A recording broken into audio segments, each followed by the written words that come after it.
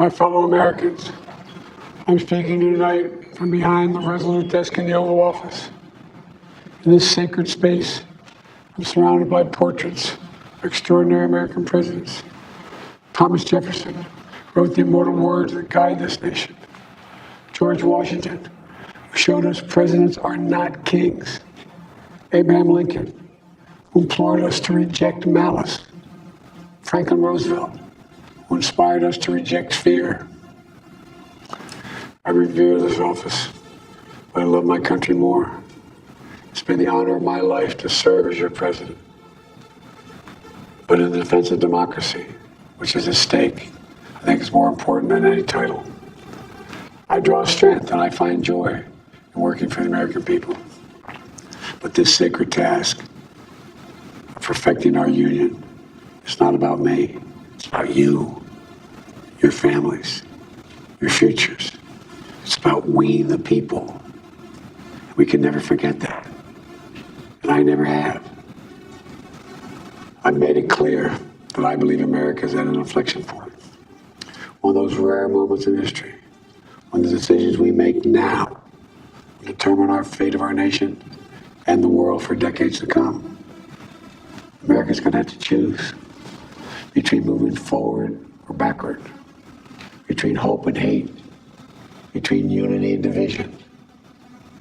We have to decide, do we still believe in honesty, decency, respect, freedom, justice, and democracy? In this moment, we can see those we disagree with not as enemies, but as fellow Americans. Can we do that? Does character in public life still matter? I believe I know the answer to these questions because I know you, the American people. And I know this, we are a great nation because we are good people. When you elected me to this office, I promise to always level with you, to tell you the truth. The truth. The sacred cause of this country is larger than any one of us. And those of us who cherish that cause, cherish it so much, a cause of American democracy itself, must unite to protect it. You know, in recent weeks, it's become clear to me that I need to unite my party in this critical endeavor. I believe my record as president, my leadership in the world, my vision for America's future, all merited a second term. But nothing can come in the way of saving our democracy. That includes personal ambition. So I've decided the best way forward is to pass the torch to a new generation. It's the best way to unite our nation. You know, there is a time and a place for long years of experience in public life. There's also a time and a place for new voices, fresh voices, yes, younger voices. And that time and place is now. Over the next 6 months, I'll be focused on doing my job as president.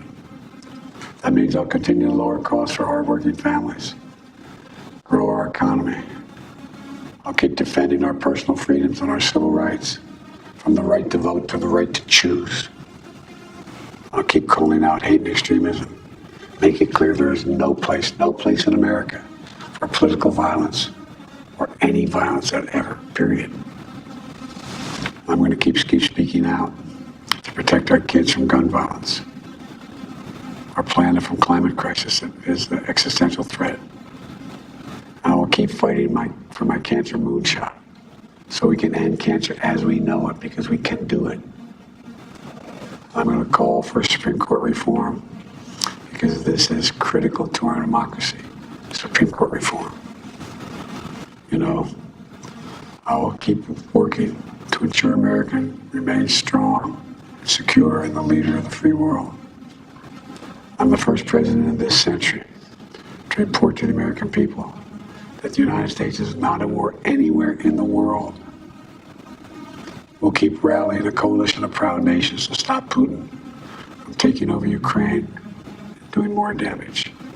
We'll keep NATO stronger, and I'll make it more powerful and more united than any time in all of our history. I'll keep doing the same for our allies in the Pacific. You know, when I came to office, the conventional wisdom was that China would inevitably surpass the United States. That's not the case anymore. And I'm going to keep working to end the war in Gaza, bring home all the hostages, and bring peace and security to the Middle East and end this war. We're also working around the clock to bring home Americans being unjustly detained all around the world. You know, we've come so far since my inauguration. On that day, I told you, as I stood in that winter, we stood in a winter of peril and a winter of possibilities.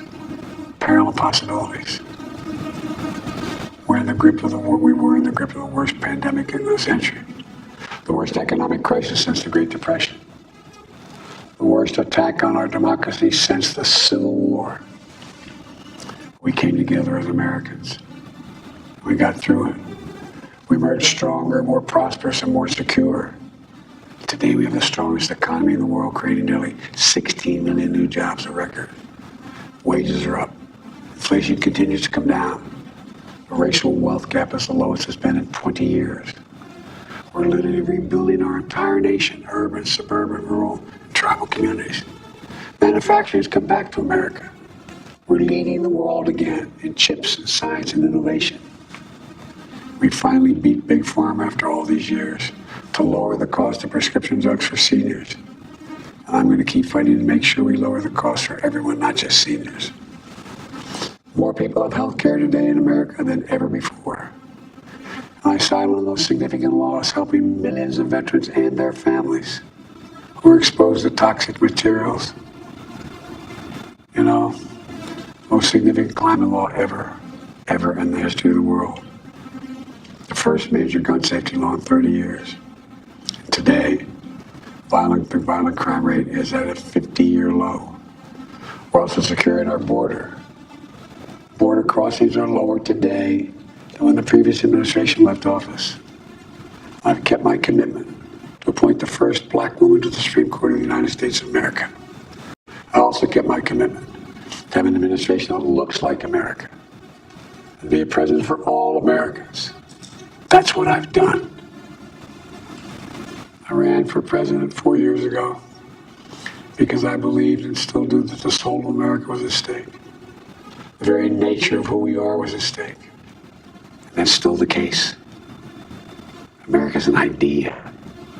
An idea stronger than any army, bigger than any ocean, more powerful than any dictator or tyrant. It's the most powerful idea in the history of the world. That idea is that we hold these truths to be self-evident. We're all created equal, endowed by our Creator with certain inalienable rights, life, liberty, pursuit of happiness. We've never fully lived up to it, to this sacred idea, but we've never walked away from it either. And I do not believe the American people will walk away from it now. In just a few months, the American people will choose the course of America's future. I made my choice. I made my views known. I'd like to thank our great Vice President Kamala Harris. She's experienced, she's tough, she's capable. She's been an incredible partner to me and a leader for our country. Now the choice is up to you, the American people. When you make that choice, remember the words of Benjamin Franklin hanging on my wall here in the Oval Office, alongside the busts of Dr. King and Rosa Parks and Cesar Chavez. When Ben Franklin was asked, as he emerged from the convention going on, whether the founders had given America a monarchy or republic, Franklin's response was, the republic, if you can keep it. The republic, if you can keep it. Whether we keep our republic is now in your hands. My fellow Americans, it's been the privilege of my life to serve this nation for over 50 years. Nowhere else on earth could a kid with a stutter, from modest beginnings in Scranton, Pennsylvania, and Claremont, Delaware, one day sit behind the resolute desk in the Oval Office as President of the United States. But here I am. That's what's so special about America. We're a nation of promise and possibilities, of dreamers and doers, ordinary Americans doing extraordinary things. I've given my heart and my soul to our nation, like so many others. I've been blessed a million times in return with the love and support of the American people. I hope you have some idea how grateful I am to all of you. The great thing about America is here, kings and dictators do not rule, the people do. History is in your hands. The power is in your hands. The idea of America lies in your hands. You just have to keep faith, keep the faith, and remember who we are. We're the United States of America, and there's simply nothing beyond our capacity, and we do it together. So let's act together, preserve our democracy. God bless you all. May God protect our troops. Thank you.